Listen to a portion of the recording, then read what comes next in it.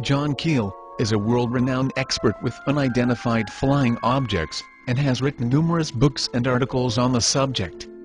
A self-described agnostic, he made this statement: "Thousands of books have been written on the subject of demonology, which is the ancient and scholarly study on monsters and demons.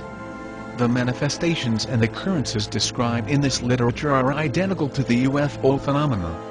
Victims from demonic possession suffered from the same medical and emotional symptoms as the UFO contactees." Dr. Jacques Vallée has addressed the United Nations on UFOs, and was a model in Steven Spielberg's Close Encounters of the Third Kind. He is the author of 8 books of unidentified flying objects, and has been widely recognized as the premier investigating scientist in the realm of this research. In his book, Messengers of Deception, he says, an impressive comparison can be made between UFO occupants and the popular conception of demons.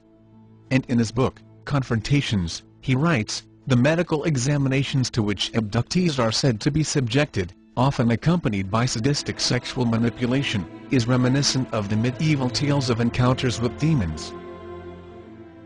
He also made this statement: "I believe when we speak of UFO sightings, as instances of space visitations, we are looking at the phenomenon on the wrong level. We are not dealing with successive waves of visitation from space, we are dealing with a control system." And he states, UFOs are the means through which man's concepts are being rearranged. They are engaging in a worldwide enterprise of subliminal seduction. Jacques Vallée, at least at that time when he wrote that book, was an agnostic. Interesting that he comes to basically the same conclusions I do as a Christian from my research. And he said about UFOs, they're real, but they're not physical. They're messengers of deception. And this was based on his research of about 20 years. They seem to be psychologically preparing, setting us up for some ultimate delusion that is too horrible even to imagine as yet. I would agree with that. In Close Encounters of the Third Kind, that first film that came out about UFOs, the house that the mother and little boy were living in, the toys began running around and screws unscrewing in the presence of UFOs. What the film was saying was the same people that run UFOs run haunted houses. And I would say that's absolutely true. If you believe in the God of the Bible, by default, you must acknowledge the reality of demons. Most people do not recognize the fact that the Jewish faith, Christianity, and Islam are based on the very same God, the creator of this world. All these faiths are adamant about the reality of demons. But the presence of demons has been grossly misunderstood and misused. It is imperative to dismiss the claims that can be explained. The majority of accounts of demons are based on emotions, lack of understanding, and pretentious motives. However, there are a substantial number of reports which are believable, with creditable witnesses. It also requires a spiritual understanding, something which the skeptics don't have. Many people who dismiss these ideas will not believe if they don't see something physical. A spiritual understanding is similar to the wind. You can't touch it or see it, but you can experience its presence. This is a perfect analogy of UFOs and the alien greys. These beings are highly intelligent. Their first objective is to deceive man. Judging our modern culture, they are very successful. The Bible and early Jewish writings call them Nephilim. That was his power.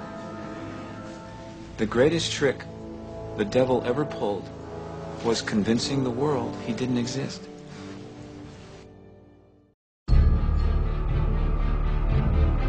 Most people, by default, ignore the idea of demons in our world. But if you have an encounter yourself, your life will change. Many people attribute their encounters as ghosts, paranormal activity, or UFOs. I hear people refer to spirits as a dead relative watching over them, but most accounts have an evil nature. The majority of reports are based on emotions and misunderstanding. This is a contributing factor to disbelief. The truth is, the majority of people will not have an encounter strong enough to force the realization. This is something we should be thankful for. How could we possibly live day to day with the knowledge of something so horrible? When you encounter evil face to face, there is no escaping it. Anyone who has will tell you their life has changed forever. My own confrontation is directly responsible for my belief in God. Satan is presented as a figure who wants to test human beings, who hopes that he can draw human beings away from the worship of God to his side in this conflict. The Apocrypha and early Jewish writings have much to say about demons. I believe many of these writings have a core of truth, but it requires a certain amount of discernment. The Testament of Solomon is a very intriguing book. He is given a ring from God which grants him power over all demons. He then calls forth the leading demons to identify them, and put them to work building the holy temple. Using the ring given him by Gabriel, Solomon summons the demon leader to enslave all of the other demons.